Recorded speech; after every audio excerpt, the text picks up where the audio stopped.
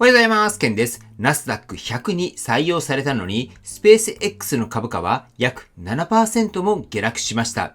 普通に考えれば、ETF やインデックスファンドからの買いが入るため、株価は上がるはずです。それなのになぜ下がったのでしょうか。実は今回の下落はスペース X に対する期待がなくなったっていう話ではありません。もっと大きな変化が市場で起きています。今日はその変化が何なのか、そしてこの出来事がテスラやイーロン・マスクさん関連銘柄へどのような影響を与えるのか、ここを見ていきたいと思います。最後までご覧いただければ、今後スペース X やテスラを見る上で何を重視すべきなのか、これが見えてくるんではないかと思います。まず、今回の事実、これを整理していきましょう。スペース X はナスダック100へ正式に採用されました。これは通常であれば大きなプラス材料です。指数に組み込まれることで ETF やインデックスファンドが自動的に株を買うため株価を支える要因になります。さらに IPO 後の沈黙期間も終了し、ウォール街の大手証券会社が次々と調査レポートを発表しました。普通なら株価がさらに評価されてもおかしくない状況です。しかし結果は約 7% の下落でした。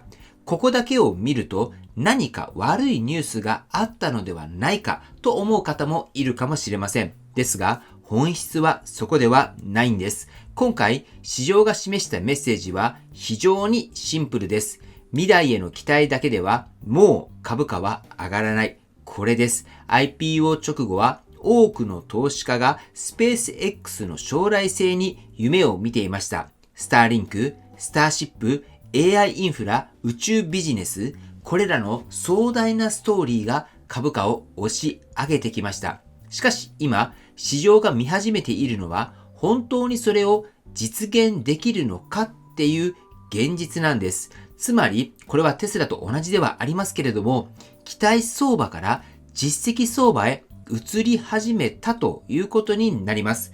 では、なぜナスダック100という好材料でも株価は下落したのでしょうか。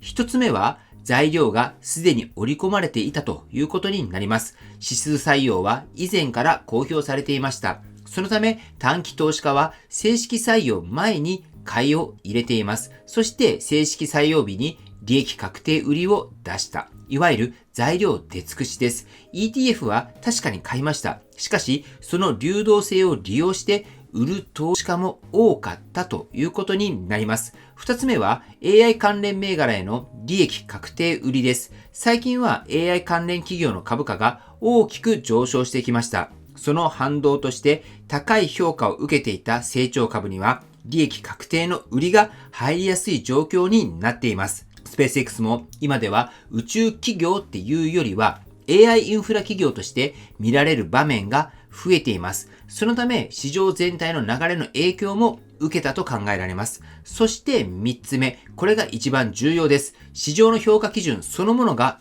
変わったということです。以前はスペース X はすごい会社になる。これだけで十分でした。しかし今はその凄さっていうのは今の株価にどこまで織り込まれているのか、こちらが議論されています。この違いは非常に大きいです。実際、ウォール街でも評価は大きく割れています。ある証券会社は800ドルという強気な目標株価を出しています。一方で115ドルっていう慎重な目標株価を出しているところもあります。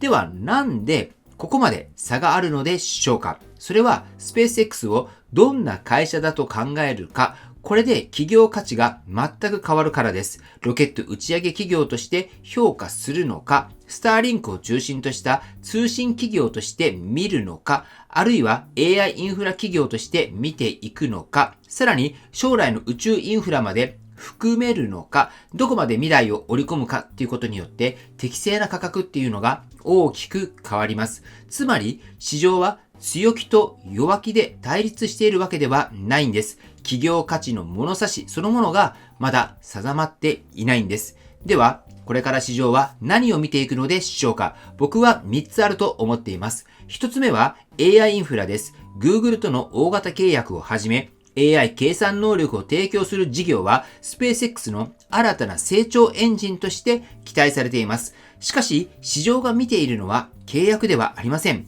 本当に GPU を確保できるのか、データセンターを予定通り建設できるのか、そして十分な電力を確保できるのか、つまり実行力です。そして2つ目はスターリンクです。契約数はどこまで伸びるのか、利益率は改善しているのか、キャッシュをしっかり生み出せているのか、ここは企業価値を支える重要なポイントになります。そして3つ目はスターシップです。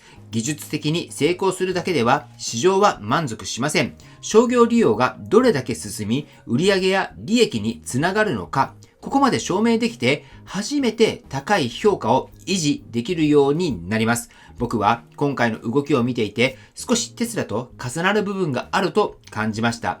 テスラも長い間未来を買う会社と言われてきました。しかし今では自動運転、ロボタクシーの展開、エネルギー事業の利益率など実際の数字や成果、これが厳しく見られるようになっています。スペース X も同じステージに入り始めたということになります。期待だけで評価される時代は終わり、これからは実行力で評価される時代になっていく。僕はそう考えています。今回のスペース X の下落、これは決して悲観するニュースではありません。むしろ市場が企業として一段階上の評価基準を求め始めたということになります。これから重要になるのはナスダックに採用のようなイベントではないんです。AI インフラは予定通り構築できるのか、スターリンクは利益を伸ばせるのか、スターシップは本当に商業化できるのか、そしてその全てが売上や利益として数字に現れてくるのか、市場は今その証拠を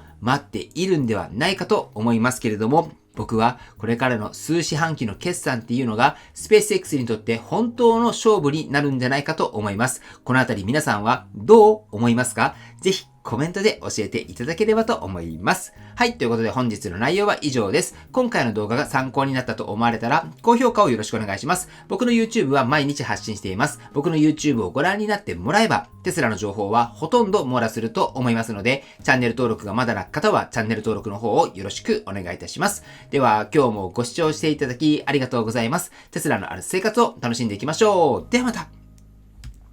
追伸です。株式会社エコファクトリーの輻射熱の体感会、夏の会の日程が決まりました。ぜひ真夏の輻射熱、クーラーとは全然違う涼しさの次世代技術を体感してみませんか？こんな方におすすめということで、クーラーの冷風が苦手な方、オフィスの空調をどうにかしたいと考えている経営者の方、工場などで働いていて、真夏は暑くて仕方ないと思っている方、家の断熱性が悪くて、夏が暑くて冬は寒い、これをどうにかしたいと思われている方、電気代の高騰で少しでも電気代を安くしたいと思われている方、そんな方におすすめです。ぜひね、どんな感じなのか、こればっかりは体感してみないとわからないと思いますので、ぜひね、日程が合えば一緒に体感していきましょう。ということで、日程ですけれども、7月17日の金曜日、こちらは姫路の武道館で行います。時間は13時から15時までです。そして7月22日の水曜日、こちらはエコファクトリーの東京支社で行います。時間は10時から12時までです。僕は両方とも行きますので、ぜひ一緒に体感していきましょう。参加希望の方は概要欄に僕の LINE の URL 置いてますので、そちらの方から連絡の方よろしくお願いいたします。はい、ということで本日も最後までご視聴していただきありがとうございます。素敵な一日をお過ごしください。ではまた。